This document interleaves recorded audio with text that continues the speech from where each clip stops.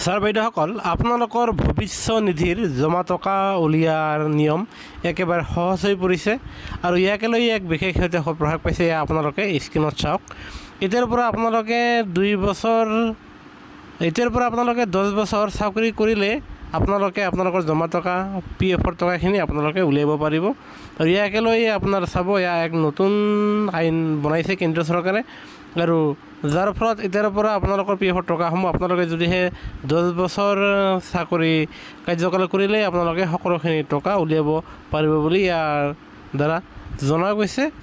আৰু লগতে আন এটা নতুন প্ৰস্তাৱ আনিছে, আৰু এতিয়াৰ পৰা EPF-ৰ আপোনাৰ কৰ্মচাৰীসকলে তেওঁলোকে যি 35 বছৰ নাইবা 35 বছৰৰ ভিতৰত যদিহে কোনোবাই চাকৰি এৰি দিয়ে, আৰু নাইবা আপোনালোকে 10 বছৰ চাকৰি কাৰ্যকাল কৰিলেও আপোনালোকে আপোনালোকৰ PF-ৰ টকাখিনি সকলোখিনি উলিয়াব পাৰিব।